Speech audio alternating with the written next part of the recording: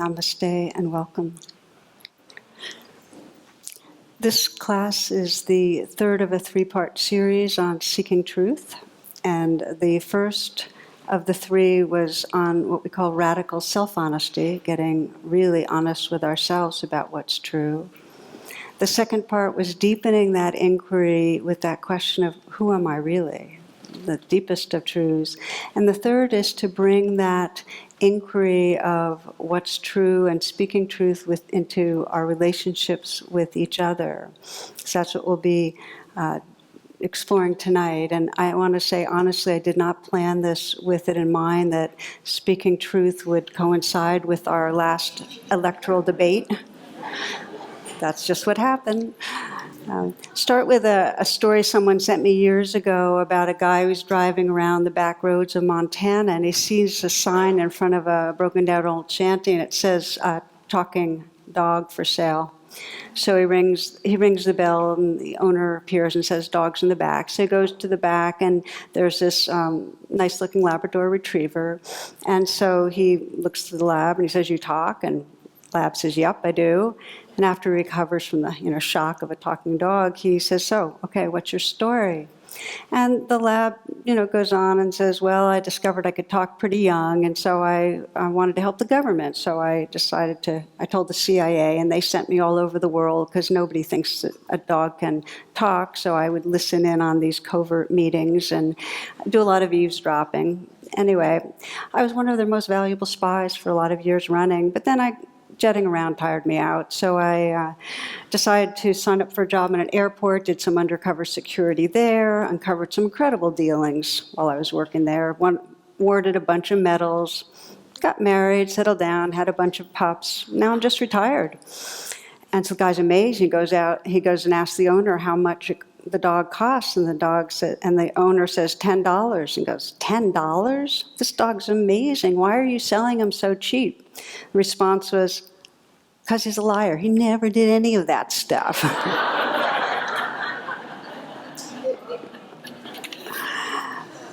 So there's a lot of research on human deception. And we humans lie 10 times a week. And the research, it's interesting that it describes how, one study I was reading, how, mostly we lie in very casual conversations to appear more likable or more competent. And it says that 60% of people, given a 10-minute conversation, will lie about an average of 2 to 3 lies in 10 minutes. This is the research. They say women are more likely to lie to make the person they're talking to feel good, while men more likely to lie to make themselves look better. It's a gender thing. Just the research. I'm not biased here. So what's really interesting to us here is that we can know intuitively and through research that deception prevents intimacy. And I'd like to read you one of my favorite all-time quotes from Adrienne Rich, who says, an honorable human relationship, that is, one in which two people have the right to use the word love, is a process of deepening the truths they can tell each other. It's important to do this because it breaks down human self-delusion and isolation. So love is the process of deepening the truths that we can tell each other. And it really fits with a kind of evolutionary perspective that honesty evolves our consciousness. It enables us, when we're honest, to wake up out of our self-enclosed reality and be in this fertile mix of a larger shared truth and realize the connectedness that's there. And because our habit is to withhold difficult truths, to shade truth, to not want to feel vulnerable, it takes intention and practice. It really is, on the spiritual path, one of the domains of being intentional that's necessary if we want to break the habit that sometimes we're not even conscious of the way we present things. And the given, and this is to spare any of us from feeling ashamed, is that deception's an evolutionary strategy that is seen in creatures from the smallest on up. There's nothing new here. other animals, even plants, rely on deception. I heard about, many of you have heard of the signing gorilla Coco, a very well-known signing gorilla. Anyway, Coco blamed her pet kitten for ripping a sink out of a wall. She signed it. I thought that was hilarious. So, as I mentioned, here we are a couple of weeks before the presidential elections, and we're observing, it's been going on through millennia, and we're observing, what happens when this is the milieu of deception, to gain power. And research shows that you can say a huge, huge lie, and if you say it again and again, people believe it. You can just get away with it. And again, it's through the whole animal kingdom. We know that viruses camouflage themselves to be able to blend into their environment, and we do the same. We conform so that we won't be seen. We know that cats raise their fur to create an impression of being bigger and more dangerous, and we might have, a machismo style with certain clothes and postures we take on. There's mimicking when there's somebody that has the power of attraction, we mimic them to be able to, we align with them so that we can have that same draw. I thought this was a really interesting example because a lot of fish and reptiles and insects engage in female mimicry. And I read about the garter snake males, and they emit these pheromones to suggest they're female, but they only do it for a couple of days right after they've emerged from their winter dens. And the reason they do it is they want to get warm. And garter snakes form mating balls, 100 males around a female. So these guys come out of their, out of the long winter's night, and they're cold, and so they emit these female hormones, and they attract 100 males to warm them up, and then once they're warmed up, they stop emitting the hormone and go on their merry way. It's a great strategy. There's so many examples, but I kind of share it for the same reason I often talk about an evolutionary perspective, so that we don't take it personally. We don't say, oh, I'm bad because I end up, misleading or exaggerating or holding back information. It's just our programming. And children, you can see deception in children from 6 months on, when children will pretend to laugh or cry to get attention in a certain way. And we manipulate to get what we want. We're trying to create impressions. It's deception. One great story, since the holiday, we're kind of going towards the holidays. An old man in Phoenix calls his son in New York and says, I hate to ruin your day, but I have to tell you, your mother and I are divorcing, this 45 years of misery, it's been enough.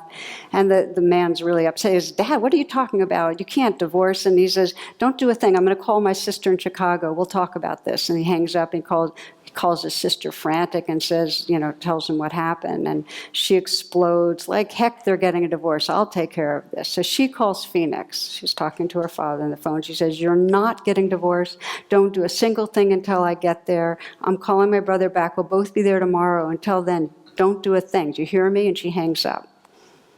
The old man hangs up the phone, turns to his wife. Okay, he says, they're coming for Thanksgiving. And they're paying their own way. So we're going to look a bit at our lives and sense, what it is for each of us, because this is really how we wake up out of a trance, to start looking, okay, so how am I holding back, and what would happen if I was more real? What would that be like?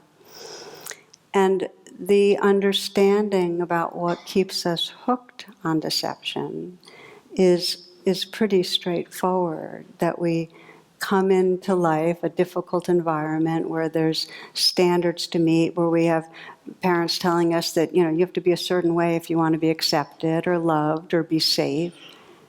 So we take on what I sometimes describe as a spacesuit self. We kind of develop our defenses and our ways of presenting ourselves, so we'll make the impression that'll get the most rewards.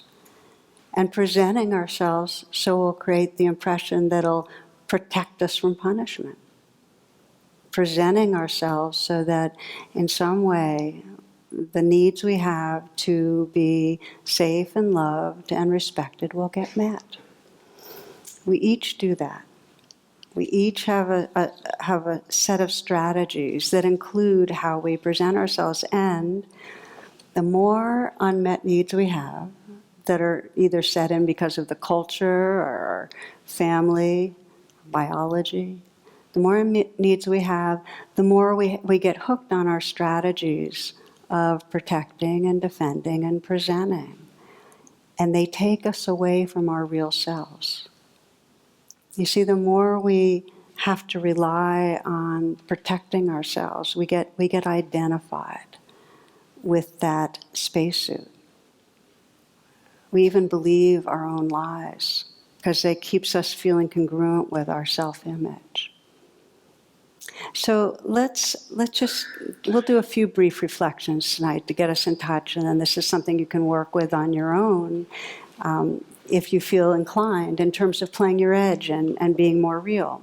And the first reflection is this: if you close your eyes and just check this out.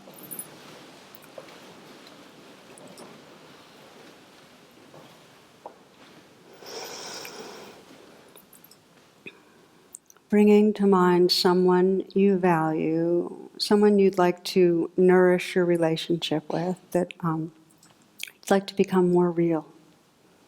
This is a place you'd like to experience yourself being more honest and real.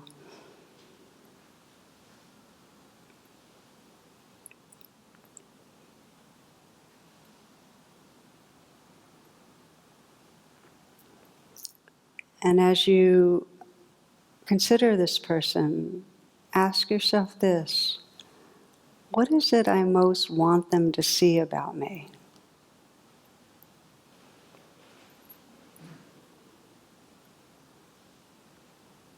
What is it I want them to see?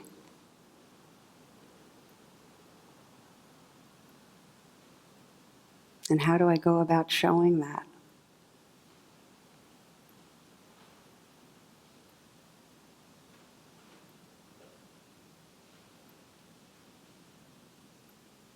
Do I want them to see that I'm a caring person or an intelligent person or a together person? What do I want them to see? And how do I present that?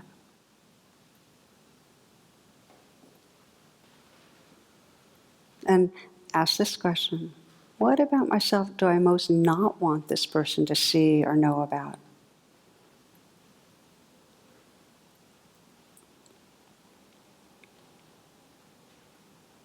What are the characteristics, the parts of my personality, the ways I think, the ways I maybe act secretly that I really don't want this person to know about?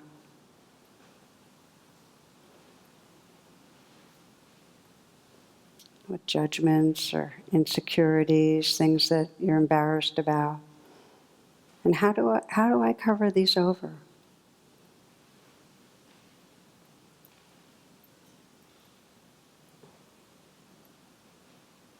You might take one thing that you really don't want the other person to know about and sense the ways you hide that.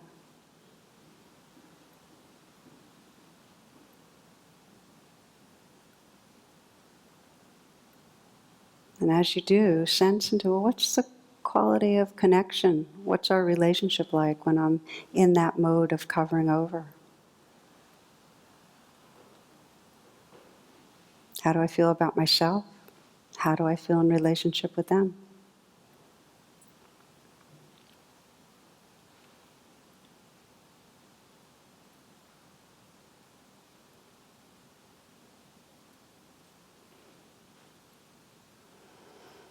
Okay, so I'm going to continue. You can open your eyes if you'd like.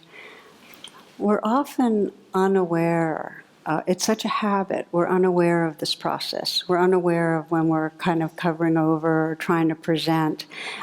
Some of you are familiar that in Greek theater, the masks, the word persona comes from the masks that actors would use, and they'd use them to present a persona, their spacesuit self, whatever. And then at night they'd go home and they'd put their mask down and be themselves. But for us, it's such a habit in our nervous system and in our thought patterning that we actually take ourselves to be the masks. We are the one who's covering over and pretending. We are the self that's trying to show a certain thing. That becomes our identity. So there's no intimacy possible when we're really holding up that mask and thinking we're the mask. To the degree that we're trying to be a certain kind of person and make a certain impression, to the degree that we're trying to cover over something, we can't connect.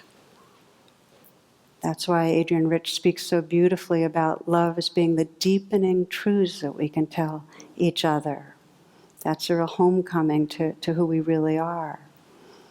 So we've explored the process of that kind of getting honest with ourselves, and now we're going to look at, well, how do we start getting in touch with and bringing truth more into our relationships? And the Buddha had a basic description of wise speech that is quite elegant, which is to speak what's true and speak what's helpful. It's completely difficult to do that, because how do you even know often what's true? There's all these layers of truth in us, and how do we know what's helpful? So we're going to look a little bit at that. And in terms of discerning, being able to speak what's true, one of the most powerful principles, and this is, you can find this in nonviolent communications and find this in most trainings in communication, are what are called I statements. That any time you are speaking truth to another person, if it ends up being framed as about them, it's no longer truth. That for you to be in resonance, for you to be at home with the deepest truth in your being, it needs to be about your feelings and your unmet needs, not about them. So, for example, you wouldn't say, I feel, feelings are really important, but you wouldn't say, I feel like you're being irresponsible. That's not a feeling. That's a comment about the other person. But you might say, I feel hurt, I feel angry, I feel sad. Another level of important communications is your needs, because under every feeling there's an unmet need. And if you can get the knack of saying, I feel angry because I have a need to feel connected, or I have a need to feel like I matter, or I have a need to feel seen, or I have a need to feel safe, then you are speaking from your own experience. Now, for most of us, when we want to deliver our truths, it often has blame to it. So this is where the key training, if you're really on for this, if you really want to practice deepening truth, and we're going to focus mostly on deepening truth where it's difficult with somebody, okay?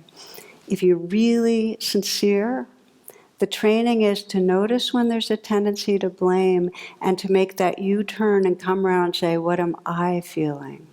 Not what you did wrong, but what am I feeling and what am I needing? And I'll give you an example. One couple, and Jeff, Margot, their marriage was falling apart. This I worked with him years and years ago. He had Lyme's and was increasingly unable to work. And he became more and more withdrawn and depressed. And he became irritable at her because the more he was pulling back, the more she was uptight, and he could tell by the grim set in her mouth that, she was judging him. He was letting her down in some deep way. So he felt judged and guilty. So he was chronically angry at her, and she, because he had to cut back on work, was working overtime, and she was really resentful of him because you're not appreciating me enough, and you're pulling back. It's like, okay, you can't work, but you have to pull back emotionally so much. So, as you can tell, they were both in blame. So we did just the process we're talking about right now, the U-turn. But they both did it, and they did it bearing witness to each other. And here's how it went. That Jeff, instead of saying, you're uptight, you're making me feel guilty, did the U-turn, and he said, wow, under this anger, I feel ashamed. I feel a deep sense of shame, and it's because I have a need to feel worthy, to feel empowered, to feel relevant. And when he could say it that way, she said it back to him. That's mirroring. It's a very useful, or reflecting back. It's very useful when two people are talking. She could get it. Oh, so that's what's going on. Instead of him blaming her, oh, I'm feeling ashamed. I'm feeling a sense of disempowered. I need to feel worthy. Then she could speak, and instead of her saying, well, you're not appreciating me, she was able to make that U-turn, and underneath that, there was a sense of feeling scared and hurt and helpless, and this need to feel like she was contributing, that she was connecting, that she was included with him, and feeling this hopelessness, this need to feel hope. He could reflect that back. It was the beginning of them unwinding the suffering that had really built up and created distance. It was the beginning of connection. So I share this example because it is the single most common block to intimacy, to lock into blaming the other and thinking we're telling our truth. Well, you're not doing such and such, that's my truth. When there's a deeper truth if we make the U-turn. So that's our next little mini reflection, okay? Again, come closing your eyes.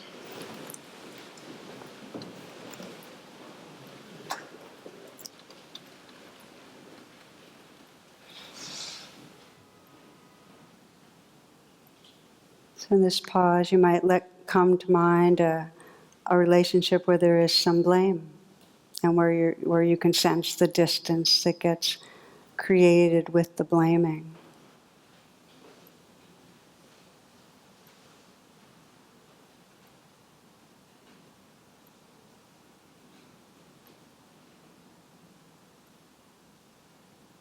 And take a moment to enter into the situation and kind of remind yourself of what's going on when you, in some way, are blaming the person for making you feel bad, for not holding up their end, for doing something wrong.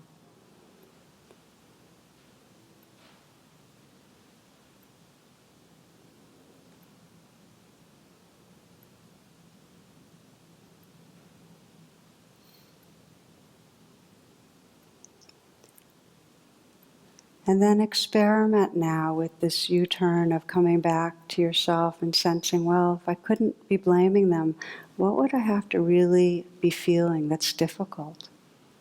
What's underneath the blame? Is it hurt? Is it fear? Is it shame? Is it helplessness?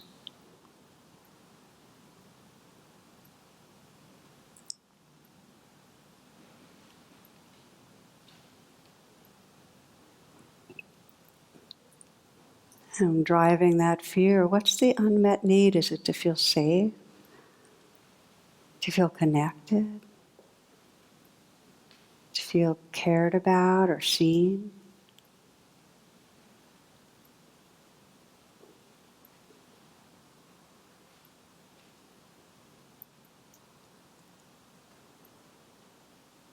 You might sense the difference between your self-experience when you're in blaming mode and your self-experience when you're tapping into this deeper level of truth, of the fears and unmet needs, the vulnerability that's inside you.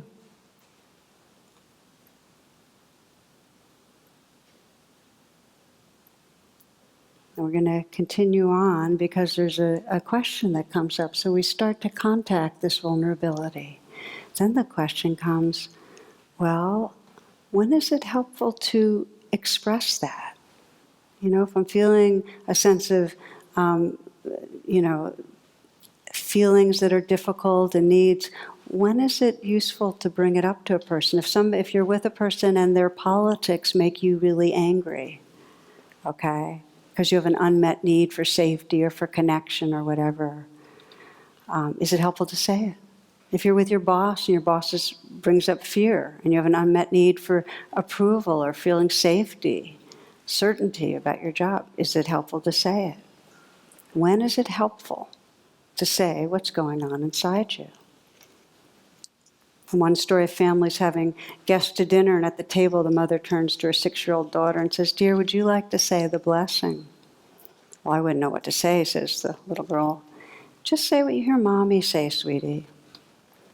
Daughter takes a deep breath, bows her head.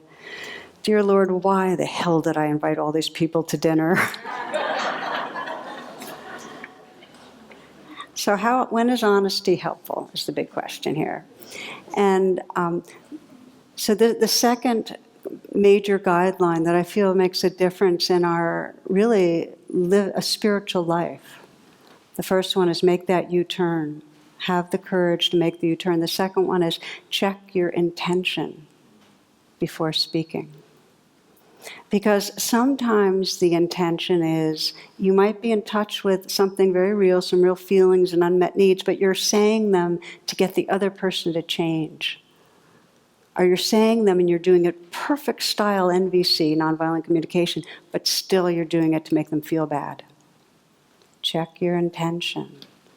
Because if you really get to that sincere intent, where what you're doing is you're saying it because you want to deepen the sense of understanding, truly. And you want to deepen the sense of connection. Or you want to express something that really will allow each of you to be making decisions that will serve your life, serve healing. If you're in that pure place of intention, then what you offer out will not be felt as threatening. Now, some people are geared to feel everything as threatening, so there's no unilaterals here, but it has a better shot at being received well, okay? Check your intention. The other piece, and this is to do with, again, when do we speak? Because it's a real tricky thing in terms of training to bring more truth into our relationships, is to attune to the outcome that could happen from speaking. This is called comprehensive mindfulness, where we sense the big picture, we sense the patterns of our life, and we begin to sense, well, is speaking the truth in this particular situation, or at this particular time of day, or when this person's in this particular mood, is it going to accomplish what I want to accomplish? Okay, so making the U-turn, coming from what's here, sensing our very pure intention, and then that kind of discriminating wisdom that senses, well, what's going to be the outcome? And there are many variables. There are many variables on outcome. Now, one of the key variables is the degree of safety that you feel and the other person feels in your communicating. And one of the questions I get a lot, I'm right now in the midst of a course on conscious relationship, one of the biggest questions I get is, well, how do I keep on being more real when my partner or my friend doesn't have the same intention as I do? Or how do we be real if our partner, our friend, our daughter, our parent doesn't have the same self-awareness or self-honesty that we do? Because things are uneven. And so what I'd like to just take a moment to acknowledge is that's really the norm. The norm is that we're uneven in our capacities. If it's really greatly uneven and you feel like it's dangerous or threatening to begin to speak more truths, then clearly that's your signal. It's not going to serve the outcome that you want.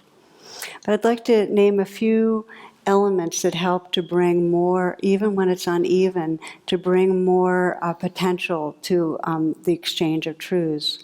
And one is, if that's your situation, if there's somebody you want to have more realness with, practice where it feels safer first. And that could be with a therapist, or it could be with a friend where there's a real sense of acceptance, because, by the way, acceptance is the key thing that makes it feel safer. You know, when we really feel just as we are, that we're okay, we can deepen the truths. So start where it feels safer.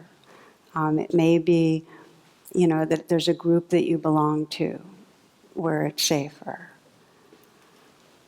When there's vulnerability between the two of you, and you know that what you're going to say is going to create a bit more vulnerability.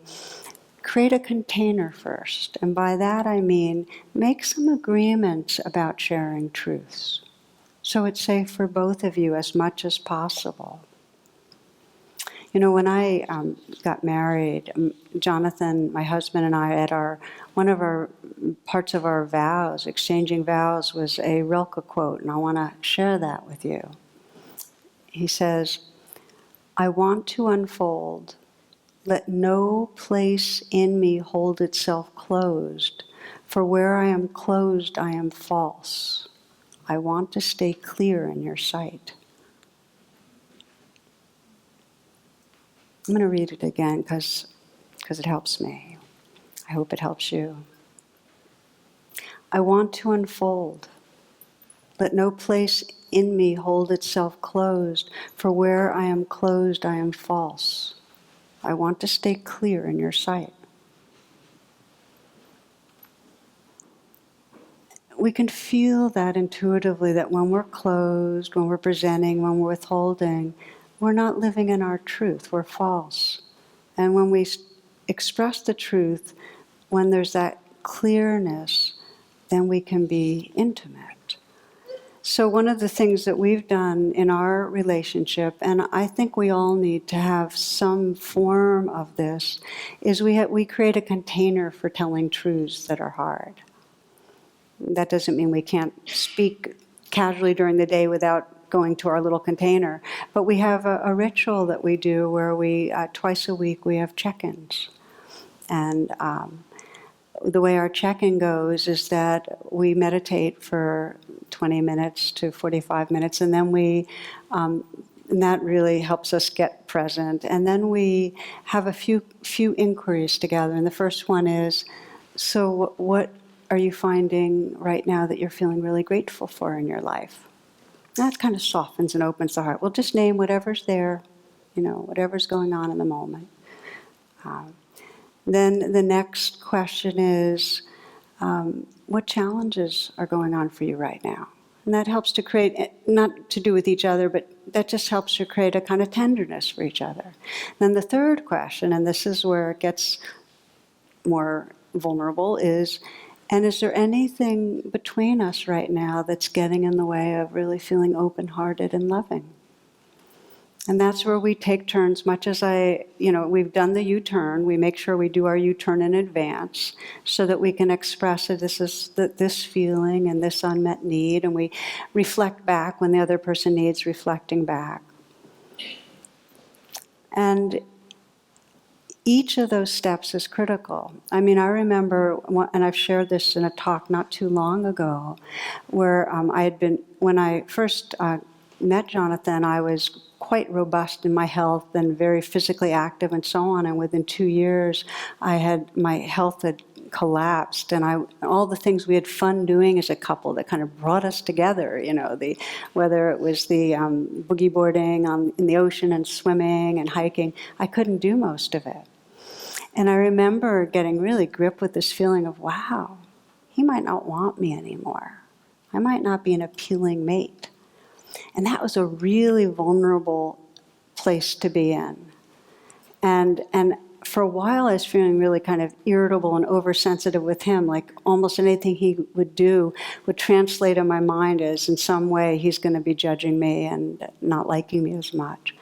But I did the U-turn, and I realized, okay, I had a feeling of shame, embarrassment, fear, because I had an unmet need deep down to feel like I could trust loving, that I felt loved, that I felt seen.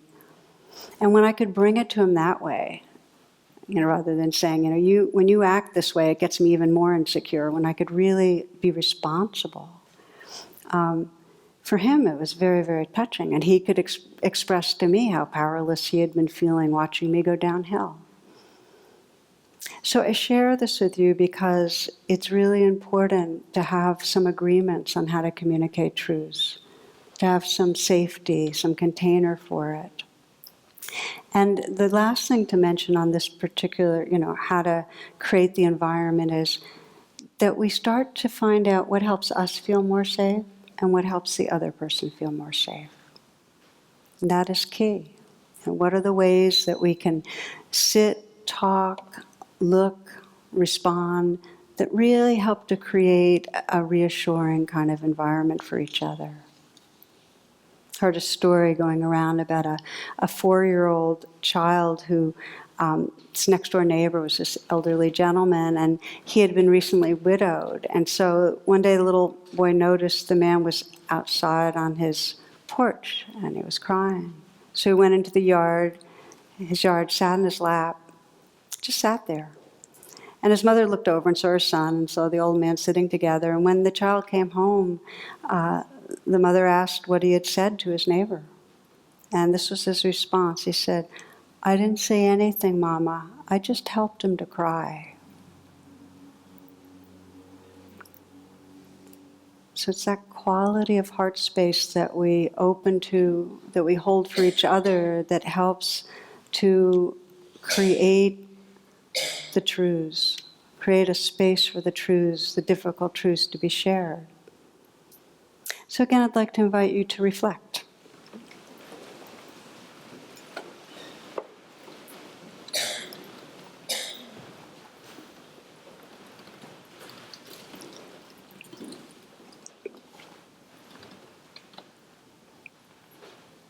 I'm going to put these pieces together now and give you a chance to explore deepening truths with someone you value in a meditation. It's a short meditation, but I invite you to practice on your own and then practice in real life. Again, someone you value, someone you'd like to nourish your relationship with by playing your edge more, by taking off the mask, by being more real.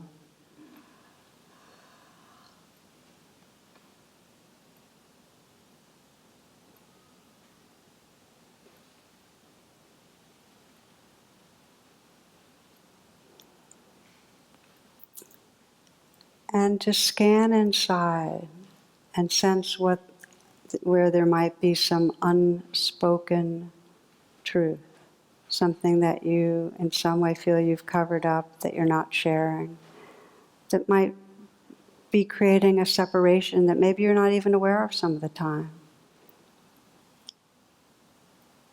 Something that if you spoke might potentially bring more understanding and connection, but it's scary perhaps.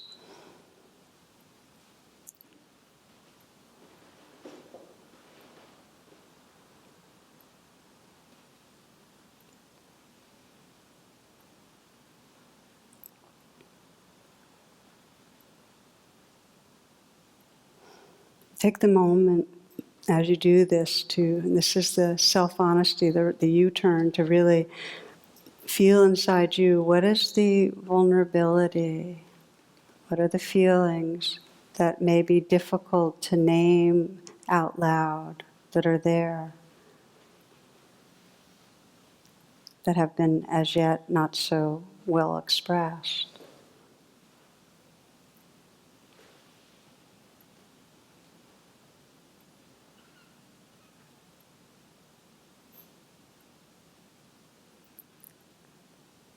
Is it a feeling of your own self-aversion?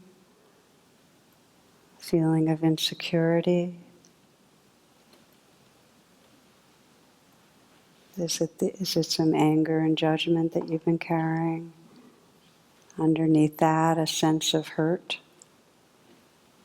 What's there?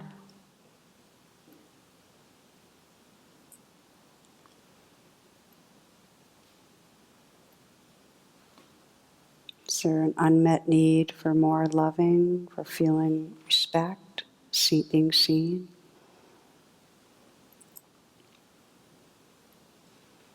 Whatever you're noticing, first bring compassion and tenderness to it. Making the U-turn means contacting what's inside us with a real full and gentle kindness. You might sense that your own high self or your future self, the most awake part of your heart, really holding that vulnerability with tenderness. That will help make it safer to then share it.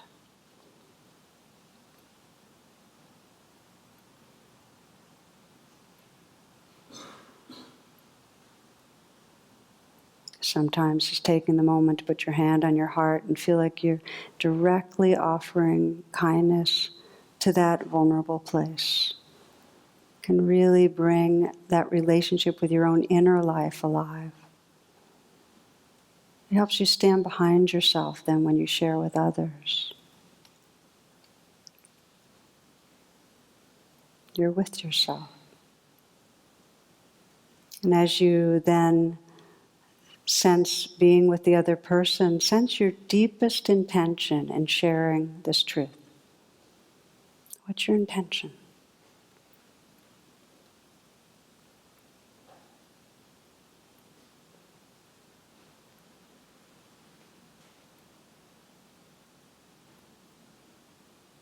You might sense the situation, the setting where you'll have the best potential outcome.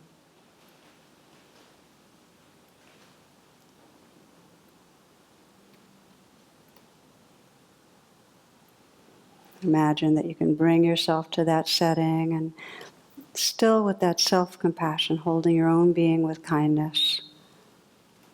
And imagine sharing from that place of being aligned in integrity with yourself, from that deep intention towards understanding, connection, sharing your truth.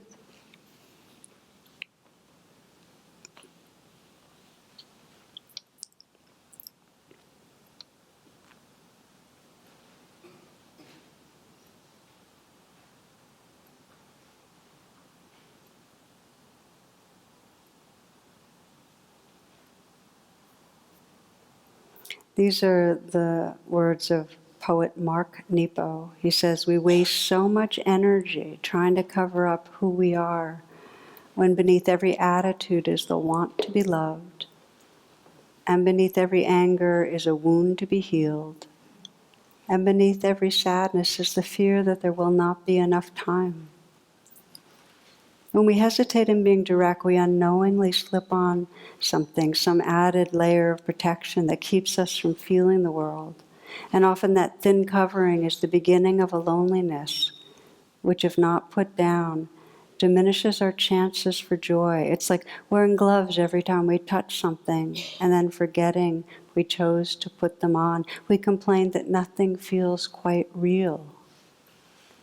In this way, our challenge each day is not to get dressed to face the world, but to unglove ourselves so that the doorknob feels cold and the car handle feels wet and the kiss goodbye feels like the lips of another being, soft and unrepeatable.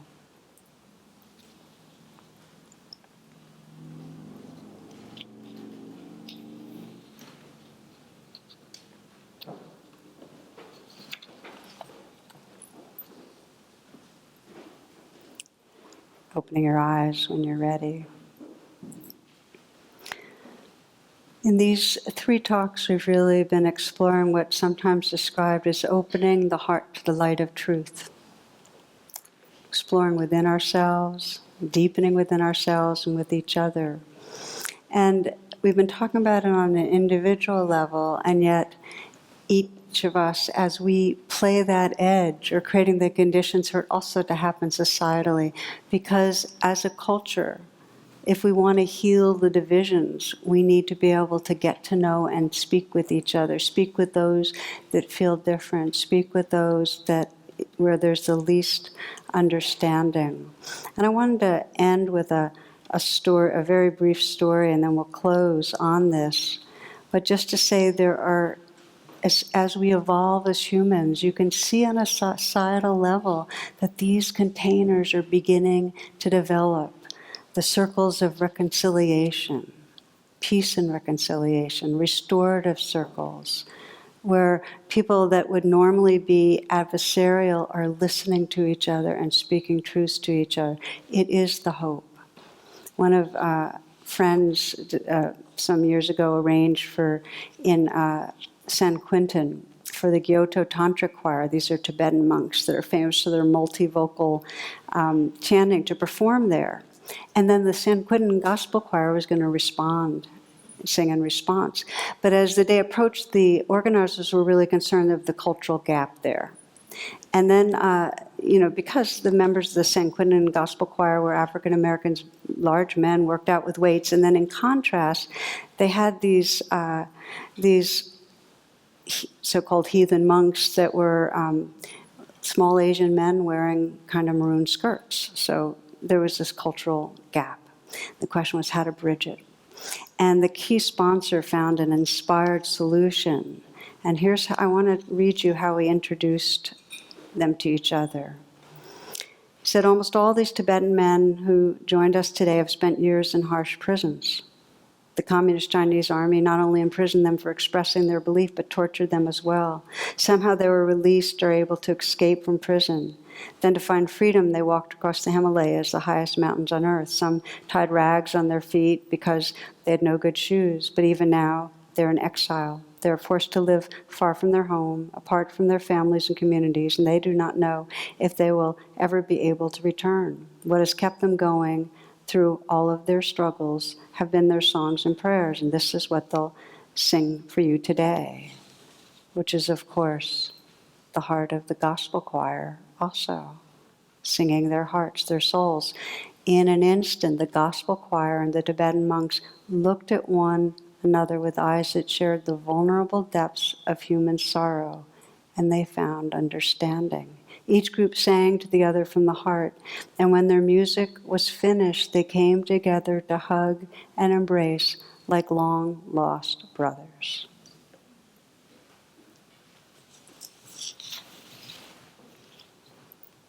So this is the spirit of which we explore deepening the truths, that it's for the sake of awakening love. Okay, so in that spirit, we'll just close for a moment. Invite you to close your eyes, just come into stillness.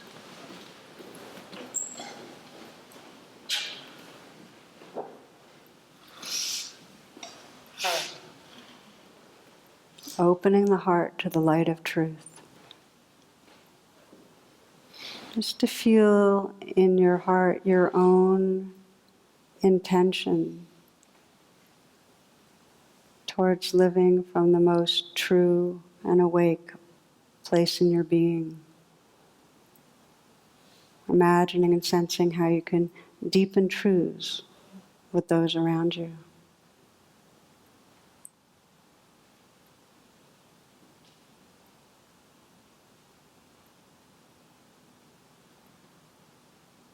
And sensing our shared prayer, those that are gathered here now, those that are in the field, in the cyber field, our shared prayer that all beings will unfold, awaken, evolve, to touch the truth that's within them, to express that truth, to receive each other's truths, and to find that place, that heart space of shared belonging that's our birthright and our freedom. Namaste and thank you.